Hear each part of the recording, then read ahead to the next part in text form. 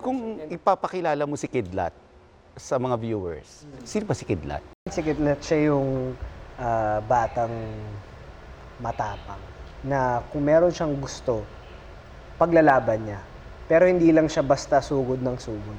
Naniniwala kasi siya na ang tunay na matapang, bumipili ng laban. Na yun din yung mantra ko sa totoong buhay, na hindi lahat kailangan mong pagtuunan ng energy. Pero ikaw, paano mo ipapakilala si Kulot? Kasi syempre, di ba, iba ka sa Bubble Gang.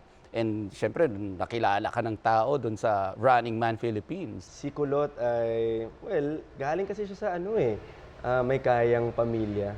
So, nung nakasama ko yung mga tubong. Naman, no? May kayang pamilya May kayang pinanggalingan mo. pamilya, maiba rin. At saka, for me, bagong-bago to Tito Nelson kasi mas nakilala rin ako siguro sa comedy.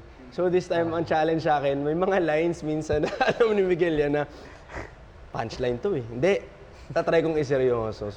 Rahila, nung training mo, Yung training po na for example, may stud po. Tapos kung ako po ang masusunod, mas gusto ko rin po na ako po mismo gagawa. kagawa ka na ng action scene. Opo, lahat po ng action scenes na tinitake namin, lagi ako may feeling of fulfillment. Nakakapagod siya, pero sa dulo na feel ko po yung sarap sa loob.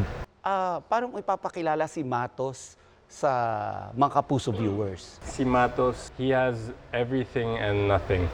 Si Matos kasi galing sa pinakamayaman na pamilya sa Sitio Liwanag. And kahit na grabe yung mga sports car niya, grabe yung bahay nila, mansion, grabe yung pinagdadaanan niya. Hindi kasi siya tinatanggap bilang anak. And ang gusto lang ni Matos is to prove himself sa mga magulang niya. Hindi naman pala ikaw yung mayaman dito. May kaya lang. May kaya lang. May kaya, tas mayaman. Oo, may Magkaiba. kaya. Kaya actually gusto ko siyang tropahin. Para mahiram yung mga sports car. Oo. Kilala naman natin ang tatay mo talagang sikat na action star. Since this is an action project, humingi ka ba ng mga tips sa kanya? Unang-una sinasabi niya sa akin, nung bata pa lang po ako, stay grounded.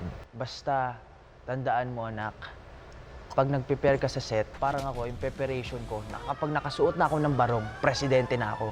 Yun yung ginagawa ko po. Kapag nakasuot na ako ng damit, short, syempre dapat bibo ako, matawain ako, makulit ako dapat.